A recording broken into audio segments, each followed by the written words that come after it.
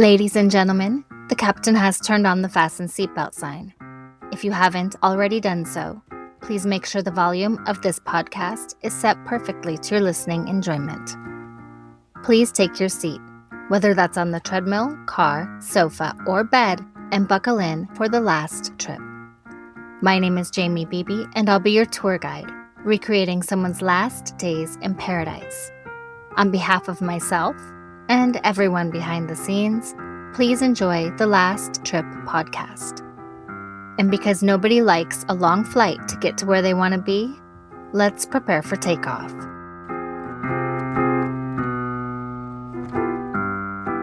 Sheila von Wiese-Mack lived a life of privilege. She was a Chicago socialite and philanthropist, wealthy, well-connected, and seemingly protected by the world she moved through. But in August of 2014, Sheila was found dead in Bali, beaten, placed inside a suitcase, left thousands of miles from home. And the person accused of killing her wasn't a stranger. It was her own daughter. What followed was a global media storm, a case that forced uncomfortable questions about money, control, mental illness, and the private dynamics of a mother-daughter relationship that outsiders could never fully see. Because this isn't just a story about a murder abroad. It's about what can happen behind closed doors, even in lives that look perfect from the outside.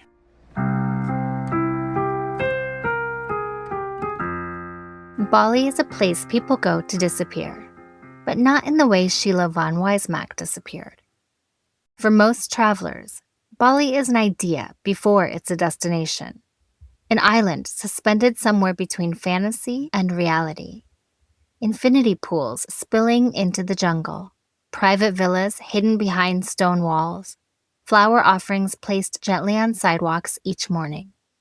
The air, heavy with incense and frangipani, the sound of scooters humming past temples that have stood for centuries. It's marketed as peace, escape, healing. For wealthy travelers especially, Bali offers a version of luxury that feels intimate and indulgent at the same time.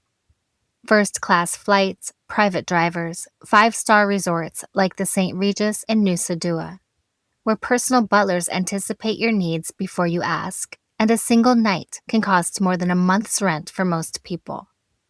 It's a place where time slows down, or at least it feels like it does. That's why Sheila chose it. She didn't go to Bali for excess.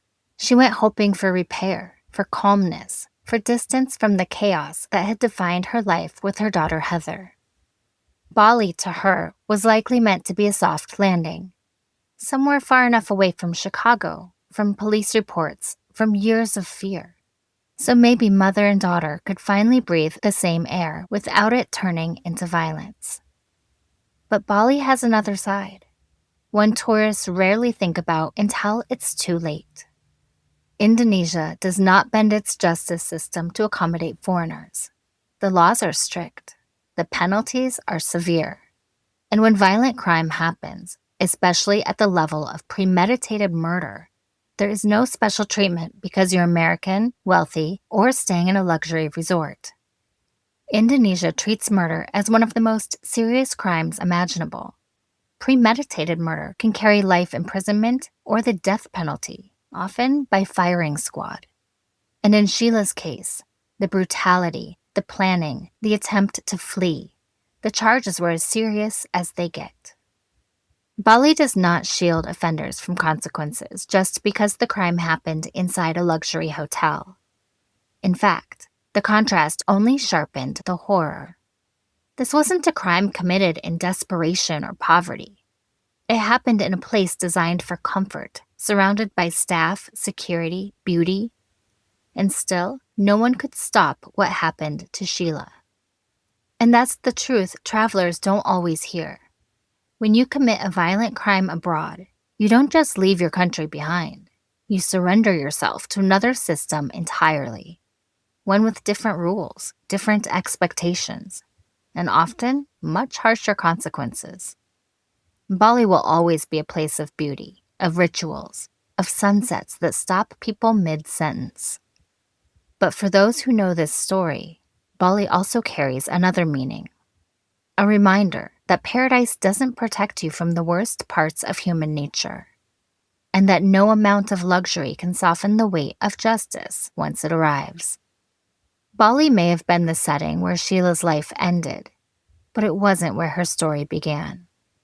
Before the headlines, before the courtroom, before the suitcase, Sheila von Wiese-Mack was a woman with history, a mind shaped by books, music, and ideas, a life built over decades, and a role she took most seriously of all, being a mother. To understand what was lost, we have to go back to who Sheila was long before Bali.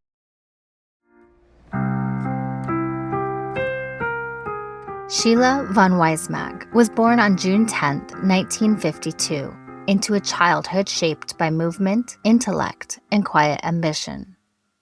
She and her siblings spent their early years in suburban Detroit before the family eventually relocated to Milwaukee. From a young age, Sheila gravitated toward books and school, toward ideas, language, culture. Education wasn't just something she excelled at, it was something she loved. Reading, learning, and conversation would remain lifelong companions. As an adult, Sheila became a familiar presence in Chicago's social and cultural circles. She earned an MBA, moved comfortably among artists, academics, and political figures, and built a reputation as a woman who was both cultured and accomplished. She was a philanthropist, deeply involved in charitable and arts communities, and worked alongside prominent voices, such as Senator Ted Kennedy and legendary broadcaster Studs Terkel. She belonged to the Caxton Club, a century-old Chicago book club devoted to literature, history, and the written word, a fitting home for someone with her intellectual curiosity. Her interests were expansive and eclectic. Sheila loved Asian literature, found beauty and meaning in Wagnerian opera, and believed deeply in the civilizing power of art. Friends described her as intelligent, socially engaged, and endlessly curious. A woman who valued ideas as much as appearances, even as she moved through elite spaces with ease. She married James L. Mack, a respected jazz and classical composer, conductor, and arranger whose work placed him among admired musicians and performers. Their union blended two cultured worlds, music and philanthropy. When Sheila became pregnant, the couple married, and on October 11, 1995, they welcomed their daughter, Heather. Sheila was 43 years old when she became a mother, a late and deeply intentional chapter in her life. Sheila wanted to give her daughter everything she felt she never had growing up: opportunity, security, culture, travel, and access to the best education. Heather grew up in Chicago and attended Oak Park and River Forest High School, surrounded by privilege and material comfort.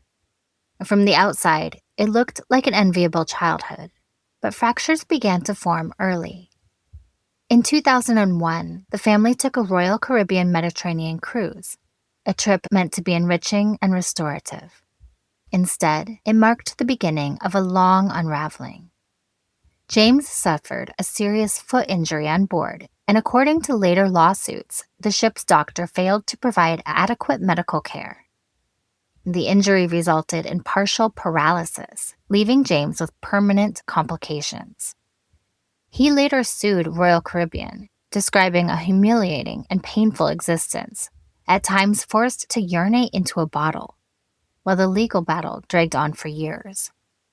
By 2004, police were called to the Mack residence amid claims that Sheila was preventing James's children from previous relationships from seeing their father, allegedly turning off the lights and pretending not to be home.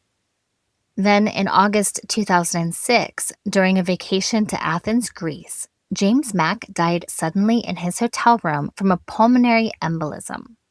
Heather was only 10 years old. What happened next would later become a source of deep pain and controversy. And some reports claimed that after James's death, Sheila left his body in the morgue and continued on to Santorini, bringing a traumatized child with her. Heather would later say this was the moment something inside her shifted. That while she wanted to go home, her mother drank wine by the sea and complained to friends about her husband's death. Now, if that memory reflects reality, it must have been profoundly confusing and destabilizing for a grieving child. And that lawsuit against Royal Caribbean finally concluded in 2011 after James's death.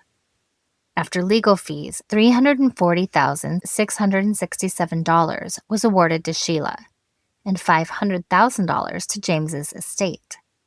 Now, despite a will written just 5 days before his death, leaving everything to Heather, a Cook County judge ultimately awarded the $500,000 to Sheila instead, a decision that would further strain an already volatile mother-daughter relationship. After James's death, Sheila and Heather lived alone together, and what followed was a gnarly decade of escalating conflict. Their relationship was deeply troubled. It was marked by frequent domestic disputes and repeated police calls, dozens over the years, ranging from theft to physical violence. Heather developed an explosive temper, erupting over minor frustrations. In January 2010, at just 14 years old, she punched her mother's broken ankle during an argument. Now, a mental health professional evaluated Heather and recommended hospitalization due to her history of violence toward her mother. But Sheila refused. Later that same year, Heather was accused of stealing more than $1,000. And Sheila also discovered her daughter taking explicit photographs of herself on the computer. Still, Sheila declined inpatient treatment, insisting on outpatient care instead. Caught between fear and fierce maternal devotion. In February 2011, Heather broke her mother's arm and removed the phone cord to prevent her from calling 911. Now, months later, she threatened her again. In December 2011, Heather was arrested on charges of domestic battery and aggravated battery involving her mother.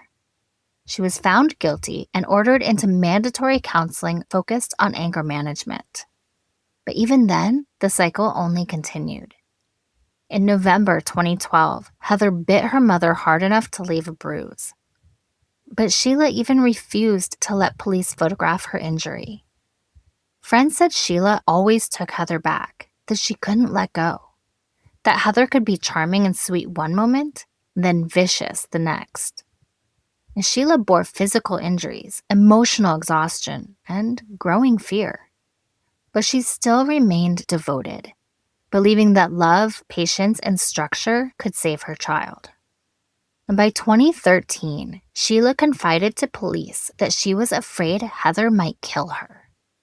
Heather was now involved with a troubling crowd, especially her boyfriend, Tommy Schaefer, also known as Tommy X, an unemployed rapper.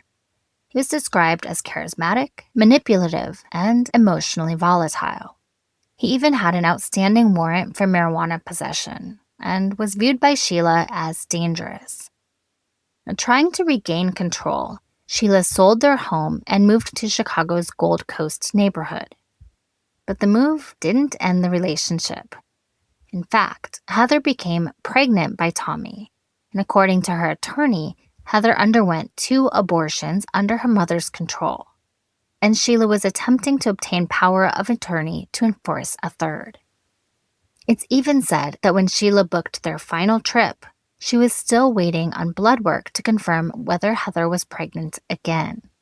Now, in 2014, Sheila's fear sharpened into something more urgent. She wrote emails to friends describing her long-running struggles and her growing concern about what Heather might do. Just 4 days before her death, she emailed a friend, Elliot Jacobson, writing, "I am more frightened than ever. I will keep in touch." Sheila was 62 years old when she and Heather traveled to Bali in August 2014, a trip she hoped might repair what years of conflict had broken. Her friends begged her not to go. They feared for her safety. But Sheila went anyway. What was meant to be a healing vacation ended instead in unimaginable violence. Sheila von Wiese-Mack was murdered by her daughter and her daughter's boyfriend. A tragedy born not of a single moment, but in years of unresolved pain, fear, control, and love stretched far past its breaking point. And in the end, Sheila was not just a victim of a crime. She was a woman who loved fiercely, endured quietly, and hoped until the very end that her daughter could still be saved. What happened next would unfold far from home, on an island meant for escape and renewal. And it would become the final chapter of Sheila von Wiese-Mack's life.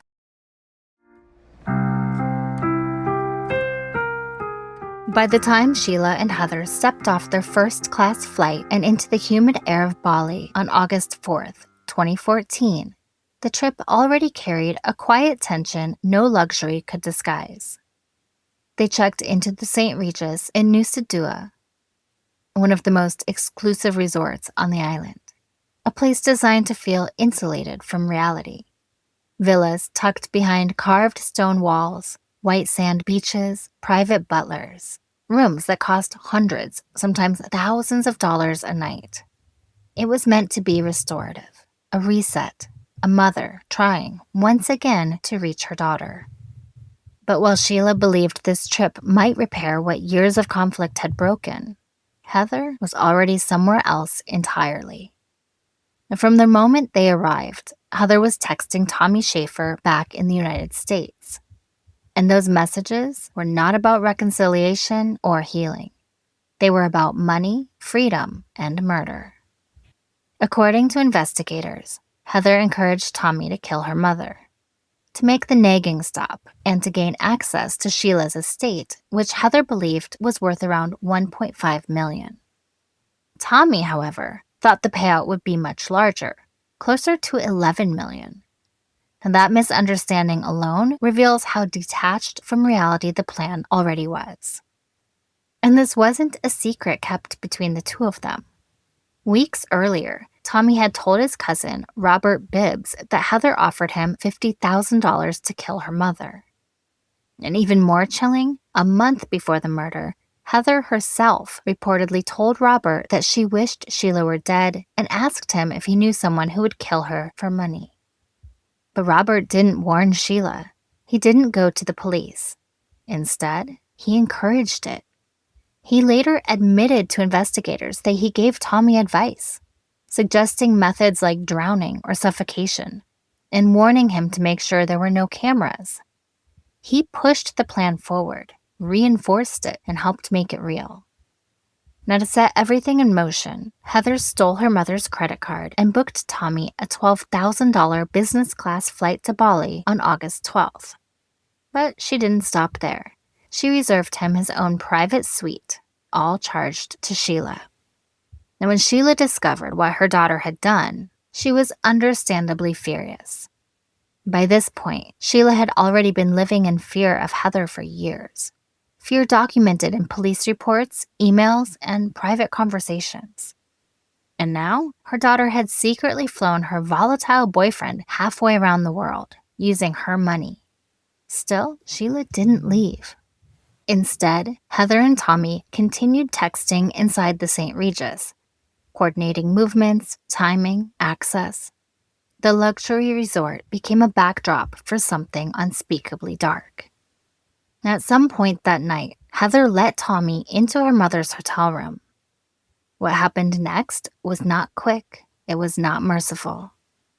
Tommy attacked Sheila with the metal handle of a fruit bowl, striking her repeatedly in the face. The blows fractured her nasal bone and jaw, obstructing her airway, and Sheila suffocated. She died in pain and terror in a place that should have been safe. Now, afterward, Heather and Tommy worked together to stuff Sheila's body into a suitcase, a task that was physically difficult and gruesome. In the process, Sheila's neck was broken. Then they did something that feels almost surreal in its casual cruelty. They rolled the suitcase outside the St. Regis and placed it into the trunk of a waiting taxi. They told the driver they'd be right back, just checking out of the hotel. But of course, they never returned. The taxi driver waited for quite a while, and when he thought they weren't coming back, he opened the trunk and noticed blood seeping from the suitcase. He alerted security guards and then drove straight to the police station. When police opened the suitcase, they found Sheila. And by that time, Heather and Tommy were already trying to escape. They hailed another taxi, intending to flee the country, but they ran into an unexpected obstacle. Their passports were locked inside Sheila's safety deposit box at the St. Regis, and only Sheila had access. Stranded and panicked and running out of options, they checked into a nearby motel. But police had already issued alerts to hotel and taxi drivers across the area. By the morning of August 13th, Heather Mack and Tommy Schaefer were in custody. Their stories immediately began to unravel. Now, at first, they claimed Sheila had been killed by robbers who they had escaped, but that lie collapsed almost instantly. Then, Tommy changed his story, claiming he killed Sheila in self-defense during an argument. He said Sheila attacked him after learning Heather was pregnant and that he struck her in a moment of rage. But investigators had the texts, dozens of messages, plans discussed in advance, money promised, methods suggested. This was not a spontaneous act. It was premeditated. Heather's story shifted too.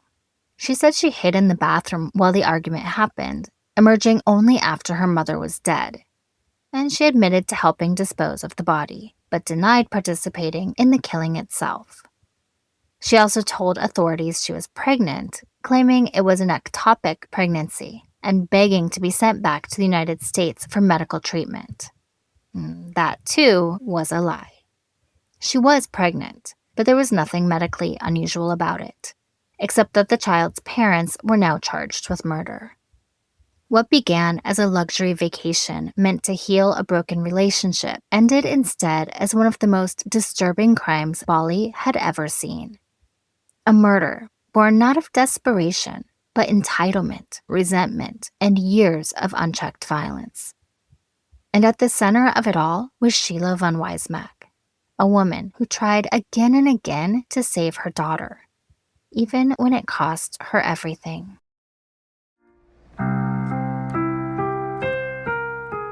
Justice for Sheila came slowly, unevenly, and across 2 countries. But it did come. In 2015, inside an Indonesian courtroom far from Chicago and even farther from the life Sheila once lived, Heather Mack and Tommy Schaefer were convicted of premeditated murder. Under Indonesian law, they faced the very real possibility of the death penalty by firing squad.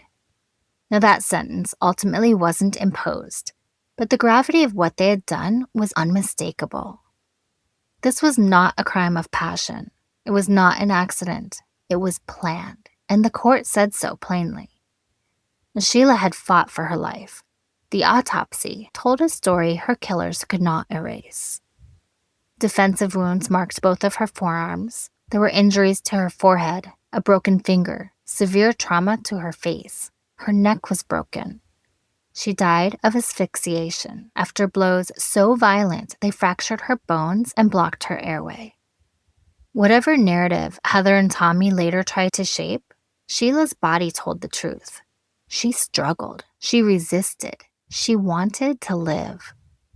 Heather and Tommy were sentenced to prison terms in Indonesia, and while the conviction was a form of justice, it was an imperfect one. Heather served 7 years of a 10-year sentence, released early for good behavior. During her incarceration, she gave birth to a daughter, Stella, conceived shortly before the murder. Under Indonesian law, Stella was allowed to live with her mother in prison for the first 2 years of her life, growing up behind walls meant for punishment, not childhood. After that, Stella was placed with an Indonesian foster family until she was 6 years old, when she was then reunited with Heather at the airport upon Heather's release. What troubled many observers, and frankly many people who cared about Sheila, was how Heather described prison afterward. She said it wasn't that bad. Reports indicated she drank alcohol, wore makeup, had access to a phone and social media. At some point, she began presenting herself as reformed, learning the language, becoming a model prisoner, choreographing dance performances, singing in the prison choir, teaching fitness classes. By the time she was released, Heather said she regretted the murder and missed her mother. Now, those words landed hard for people who remembered the emails Sheila wrote before her death, emails filled with fear. Heather even expressed hope that she could stay in Indonesia and rebuild her life there. But that wasn't an option. In 2021, Heather Mack and Stella were deported to the United States. When their plane landed at Chicago's O'Hare International Airport, U.S. federal agents were waiting. Heather was immediately arrested, this time on conspiracy to commit murder in a foreign country and obstruction of justice. This was a moment many believed should have come sooner. Stella was with her mother at the time of the arrest. After a custody dispute, the child was placed with a relative, another life irrevocably shaped by the violence Sheila endured. And before her U.S. arrest, Heather spoke optimistically about the future. She said she planned to focus entirely on Stella.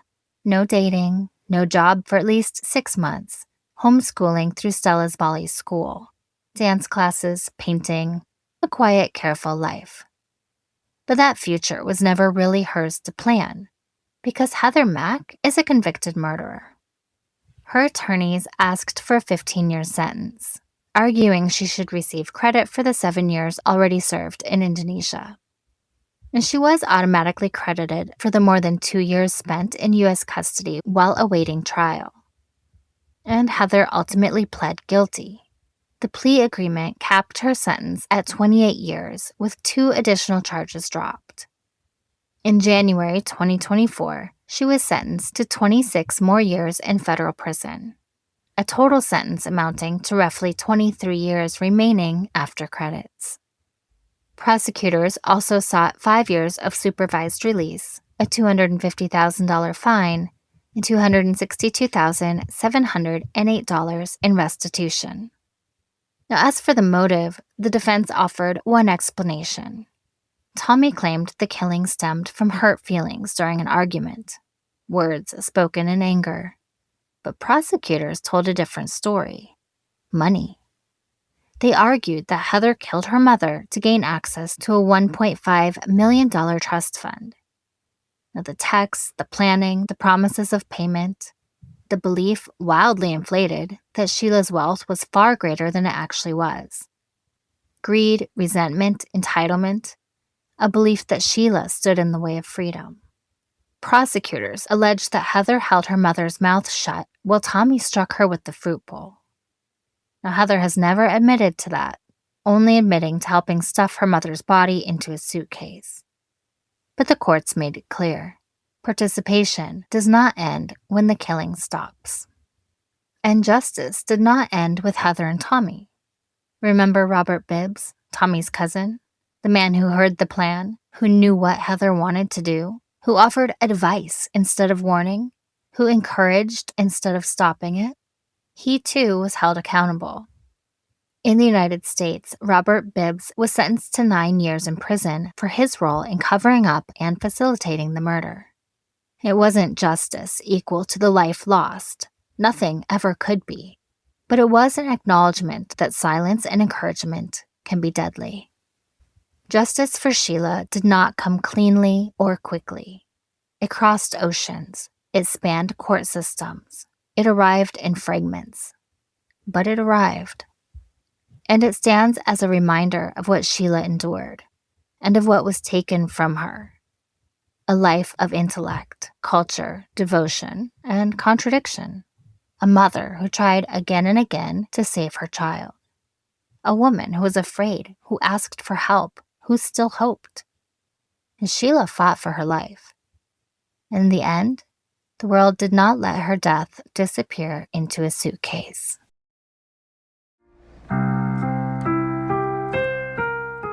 Bali is often sold as a place where nothing bad can touch you, and that belief can be dangerous.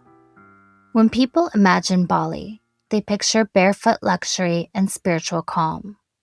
They picture healing retreats and honeymoon villas, not police tape or courtrooms.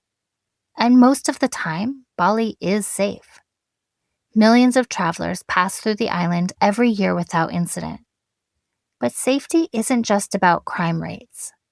It's about awareness, boundaries, and preparation, especially when emotions, family conflict, or power imbalances travel with you. Sheila's story reminds us of something uncomfortable. The greatest risk on a trip doesn't always come from strangers. Now, one of the most important travel safety lessons from this case is deceptively simple. Pay attention to who you're traveling with. Travel amplifies everything: stress, resentment, control issues, dependency. When you remove people from their routines and support systems, whatever is simmering underneath often comes to the surface. Sheila didn't go to Bali with someone she feared could hurt her. She went with someone she already feared might. Another lesson is about control over documents and money.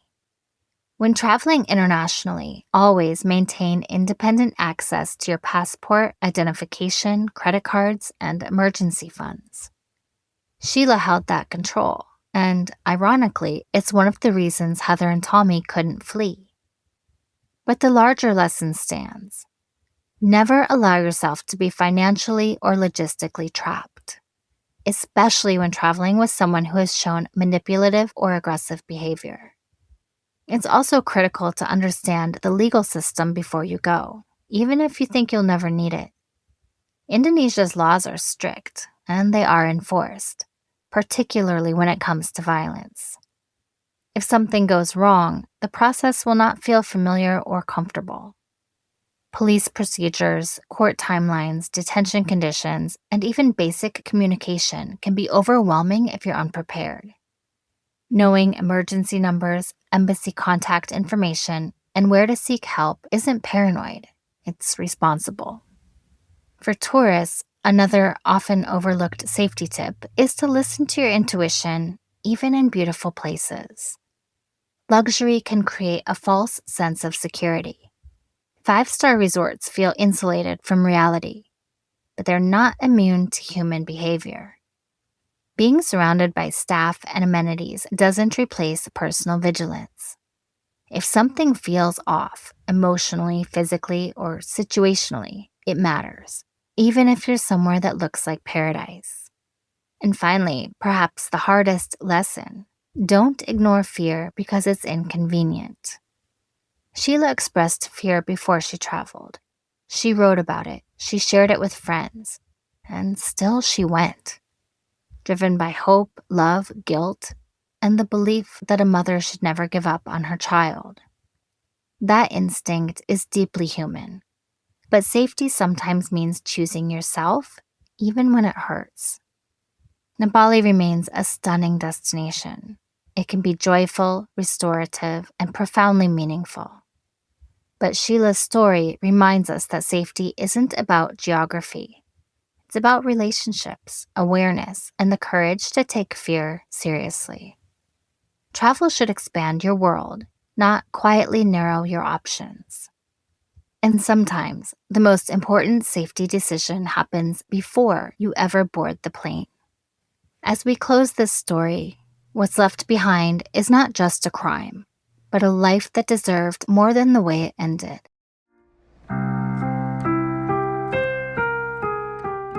Sheila von Wiese-Mack was a woman who loved books, music, ideas, and culture.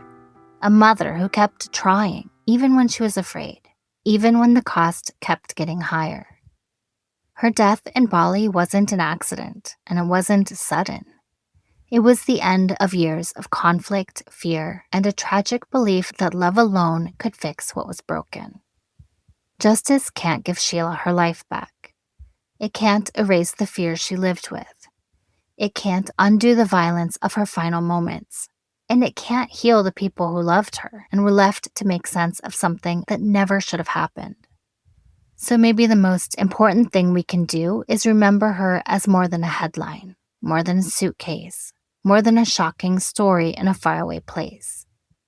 Sheila von Wiese-Mack was a person. She mattered, and her story deserves to be told with the care and humanity she was denied in the end.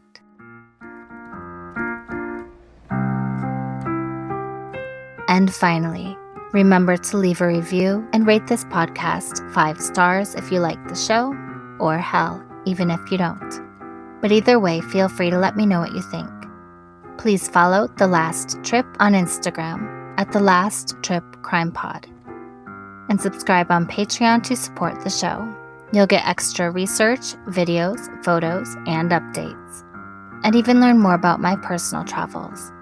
That's patreon.com/The Last Trip Podcast. I'm Jamie Beebe, bringing you your last trip and signing off until the next one. Thanks for listening.